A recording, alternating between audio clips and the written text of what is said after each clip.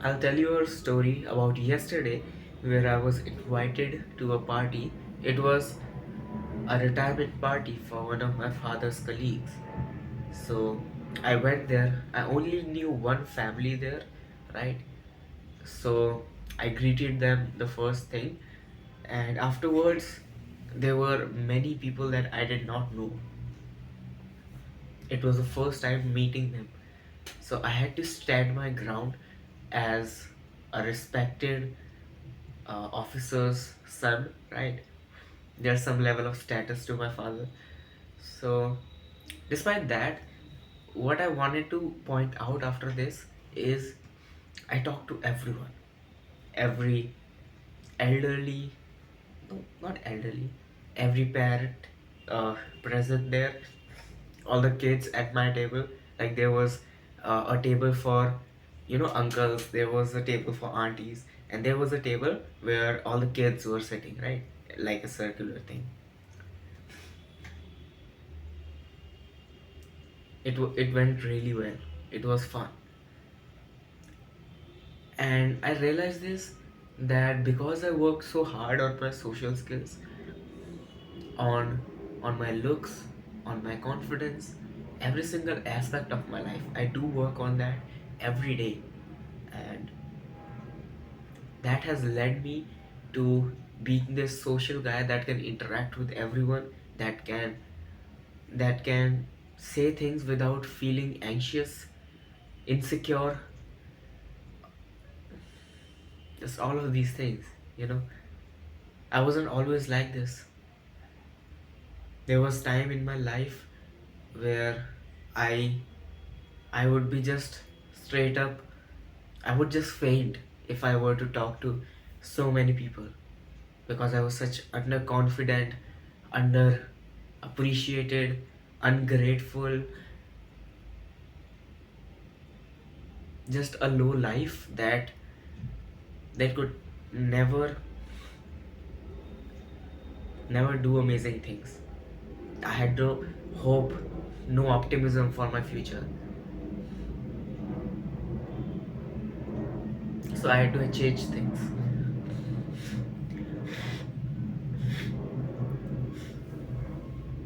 I had to make some changes.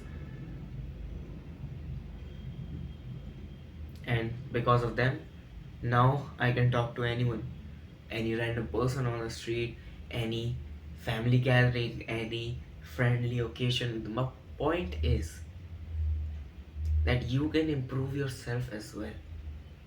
You just first need to be aware of it. This is the step zero of self improvement. Be aware, be completely accountable to who you are. Don't lie to yourself. Don't say that I am 5'11" when you're 5'6". This is just a common example for people who care about heights more than they should, but that's their call. But the fact that they lie to others, and most importantly themselves, to just get that 1% of confidence by lying. Instead of doing something about it, they lie. And if you can't do something about it, accept. There's a good phrase I like to use for this. If you can't accept something, change. But if you can't change something, accept.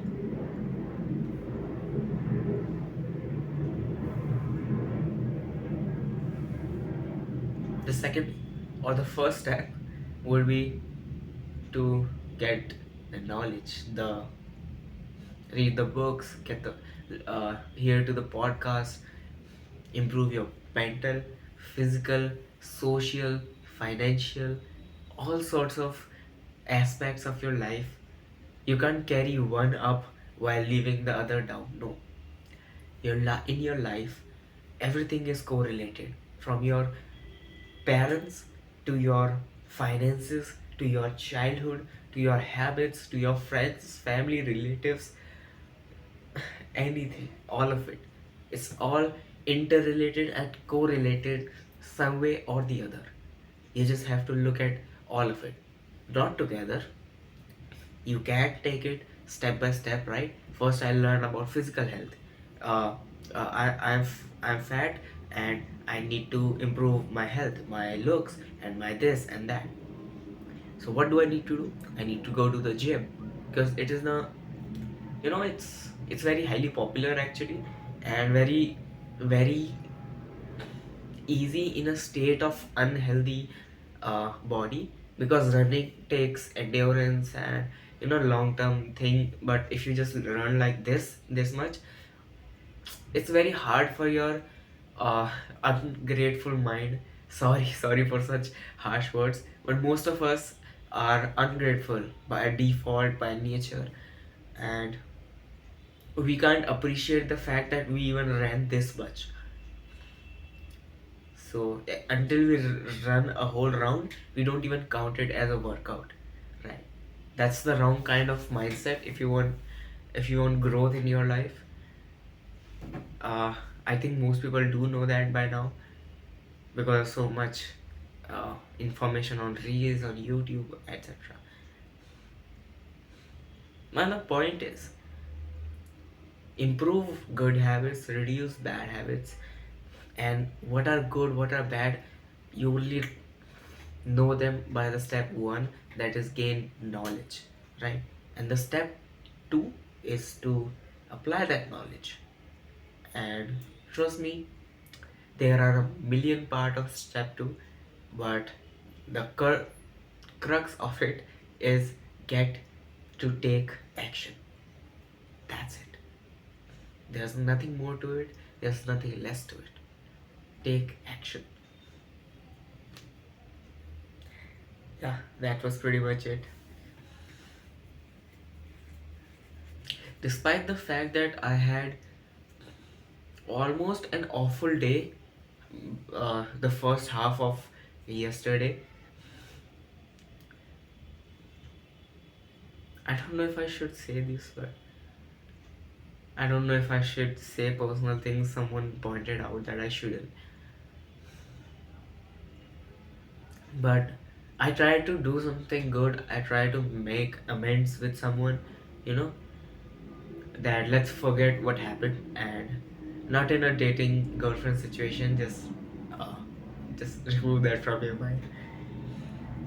That whatever happened happened, let's move on, let's be friends, or just known again, and be comfortable talking to each other. But they weren't ready for that, and in fact I got insulted. So that took a toll on my, I won't say ego, some of it was ego, but uh, it was more of a doubt, a hit on my, sorry, I have cold, and I'm anyways, it was a toll on my moral compass, where I'm trying to make do something good, I'm trying to make amends. Instead I got rejected and insulted, and yeah, got me thinking for a moment that why did I even bother, you know? I didn't need to, by the way. I just don't like this awkward situation, and I would have liked to change it to a more peaceful, a comfortable one, but they rather enjoy this. So because it might not affect them as much as it does to me, because I don't like upsetting anyone. I am somewhat of a people pleaser. I don't know if I'm over that yet, but I don't like people getting upset from me. And at one point I really think that we were friends, but I guess not. Yeah, so these things happen, but you gotta have self-compassion. Do things regardless of what you feel like. No, that might not be entirely true. This might be true for discipline actually. That you should do your actions despite of what you feel. Like I feel lazy, I shouldn't go out to the gym or this and that. Don't listen to that. Do what you gotta do regardless of what you feel like. and these things happen, but do not lose who you are, what you believe it, because an event or two that happened like this. So yeah, that's pretty much it. Myself Girvesh, take care of yourself. Until next time,